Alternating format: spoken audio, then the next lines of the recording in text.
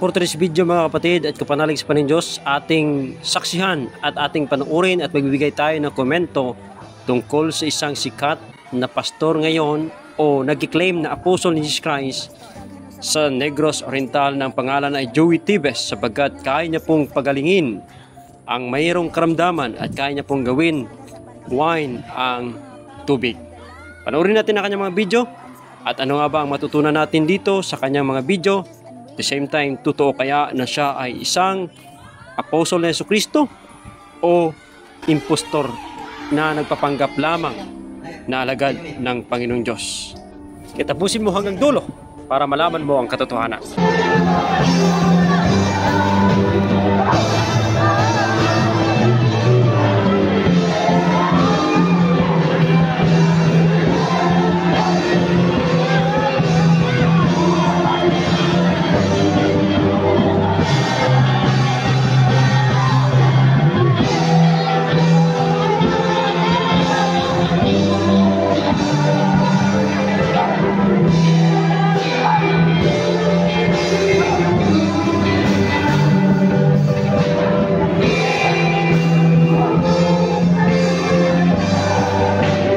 Na kapangyarihan na pastor, no? At kaya niya pong patumbahin ang mga young people. Pero si tatay, ang mga may edad na, hindi niya po kayang patumbahin. No? Yung ibang mga young people, isang huyop niya lang ba? Siguro siguro yung mga tatay na hindi niya kayang patumbahin, mga kapatid. Siguro mas malakas ang kapangyarihan ng mga tatay na ito kaysa kay pastor. Yung mga kabataan, mahina kasi yung kanilang power, kaya kayang patumbahin ni Pastor Joey Tibes. Hindi ko alam kung tunay ito. Hindi ko po alam kung legit po ang ginagawa ni Pastor Joey Tibes. At hindi rin po natin alam kung saan galing ang kanyang kapangyarihan. Pero ang alam ko po, gumagamit siya ng pangalan ng ating Panginoon Jesucristo. Siguro, hindi tayo makajudge kung saan ba galing ang kanyang kapangyarihan. Hindi rin po tayo makajudge kung totoo ba ang kanyang ginagawa at kalugod-lugod ba sa harapan ng Diyos ang kanyang ginagawa na kaya niyang pagalingin ang lahat ng mga tao. At the same time, hindi ko po alam, mga kapatid, kung saan po nanggaling ang kanyang kapangyarihan. Kung tunay ba ang kanyang kapangyarihan o ito'y pagpapanggap lamang. Kasi kung ating nakita, mga kapatid, ang mga kabataan lamang ang kaya niyang patumbahin. Pero yung mga may edad na, yung mga tatay, no, 'di ba, ginahipo niya man yung ulo, pero hindi niya po kayang patumbahin, mga kapatid. So panoorin pa natin ang mga kanyang ginagawa.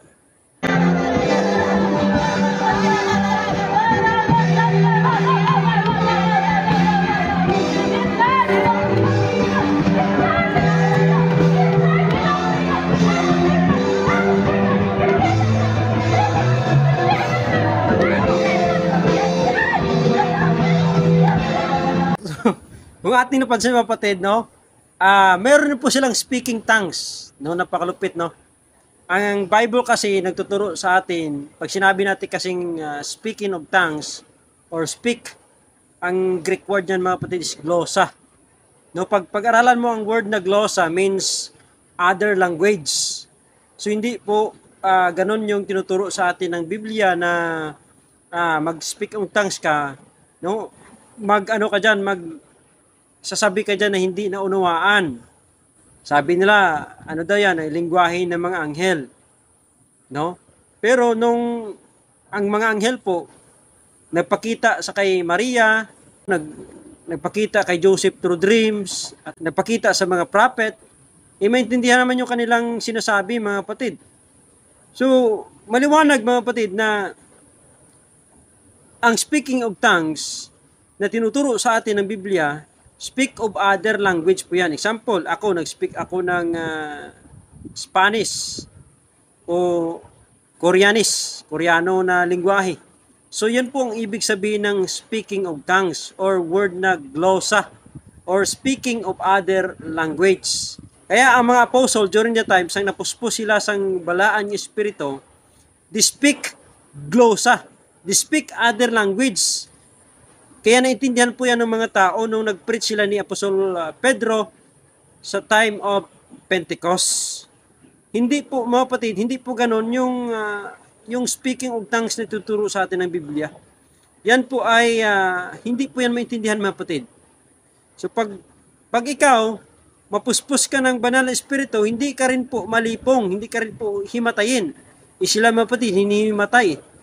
No, pagkatapos na magsalita ng mga hindi maintindihan ng mga lingwahe, pagkatapos yan ay malipong sila. So, maliwanag, mga kapatid, na pag ikaw ay mapuspos ng banal na espiritu, magkaroon ka ng kaliwanagan, no? Maliwanag ang sinasabi mo, maintindihan ka, at kung meron kang banal na espiritu, magkaroon ka ng buhay, hindi ka hihimatay. Alam ko po, pag ang isang tao na malipong o matumba, yan po ay nasapian ng masamang espiritu. So pag Holy Spirit po ang sasapi sa isang tao, ay talagang magkaroon siya ng buhay, magkaroon siya ng lakas, mga kapatid. So panoorin pa natin ang iba niyang mga himalang ginagawa. Kasi kaya niya pong gawin na wine ang tubig. Glory to the name of Jesus Christ. Sa among pasada sa Pantauno, daghan ang mga tao nga nagdala og tubig para paampuan sa atong pastor. Daghan sa mga tao nga nag-testify that through this anointed water, nangaayo sila sa ilang sakit ug balatian. Please continue to watch this video, family, and you will see how Jesus Christ turned the water into wine through the man of God, Pastor Julian Douglas. Hallelujah.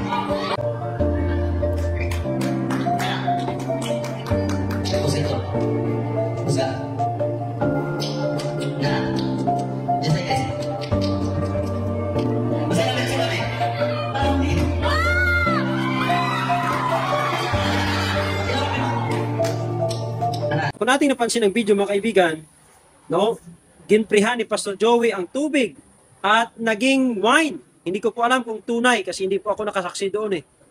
Ang atin dito, nanonood lang po tayo sa social media at sinishare ko lang po sa inyo.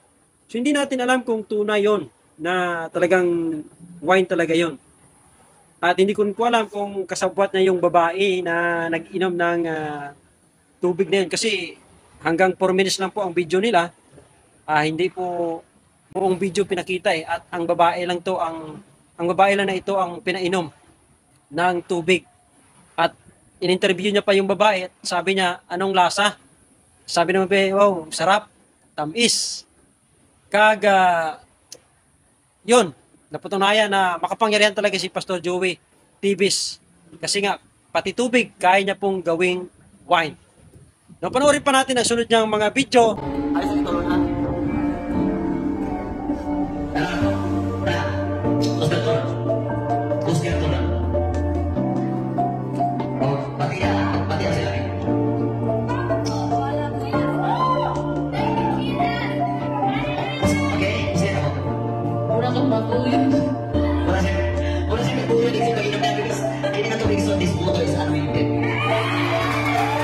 Kung ating napansin, pinainom ulit ni Pastor Joey ang isang babae sa taklob.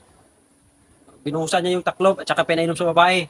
At pagkatapos niya inumin ang tubig na nasa taklob, ang sabi ng babae, wow, nalasing sa kuno. Kasi gin-interview sa ni Pastor Joey, nalasing daw siya. Pambihira, talagang na-unwind talaga daw yung tubig na yon. At nagiging wine talaga, mga kaibigan, kasi nga nakakalasing. Pambihira, ang lupit talaga ng kapangyarihan ni Pastor Joey. So ano ma-learn natin dito sa mensaheng ito, mga kaibigan? So tanda natin, ang sabi ni Jesus Christ, hindi lahat na nagsabi sa akin, Panginoon, ay makapasok sa kaharian ko. Kundi yung gumagawa ng kalooban ng aking Ama na nasa langit. So ang tanong, ano ba ang kalooban ng Ama na nasa langit? Ang kalooban ng Ama na nasa langit ay manampalataya tayo sa kanyang anak na si Jesucristo. Ibahagi natin ang Ebanghelyo ni Kristo sa ibang tao. After nating naligtas, ay mamuhay tayo ayon sa kanyang kalooban at sundin natin ang kanyang banal na salita. Dahil ang tunay na Kristiyano at ang tunay na ligtas ay sumusunod sa salita ng Diyos at namumuhay ayon sa salita ng Diyos. Tanda natin, mga kapatid, no? Marami pong tao na gumagawa ng mga himala, nagpapalayas ng mga demonyo sa pangalan ni Jesucristo, nagpapahayag sa pangalan ni Kristo Jesus. Pero pagdating sa langit, hindi kilala ni Jesucristo. sapagkat walang tunay na relasyon kay Jesucristo at walang pananampalataya kay Jesucristo. Kaya hindi rin po natin pwedeng i-judge kung tama ang ginagawa ng taong ito. Pero pa sa Diyos na lang po natin mga kapatid. Siya nga ba ay tunay na apostol na Jesucristo o isang impostor, sa kanya niyan kung dinideceive niyo po ang tao. Pero someday mga kapatid, meron pong kalalagyan ang mga taong nagtuturo ng maling katuruan at mga katuruan na hindi po ayon sa banal na kasulatan. Ang mga bulaang propeta po ay tatapon sa lake of fire balang araw. Kaya mga kapatid, kung ano pong salita ng Diyos sa Bible, yan pong ating panindigan. Yan pong ating ipaglaban. At yan pong ating ituro sa mga tao sa mundong ito. Sapagkat ang salita ng Diyos lamang ang makabigay sa atin ng katotohanan at mapalaya tayo sa mga bulaang propeta dito sa mundo ito. Salamat po sa panonood mga kapatid. Follow for more video. Ito po muling yung lingkod, Pastor Jonas Orbita. To God be the glory. God bless. Ingat kayo mga kapatid.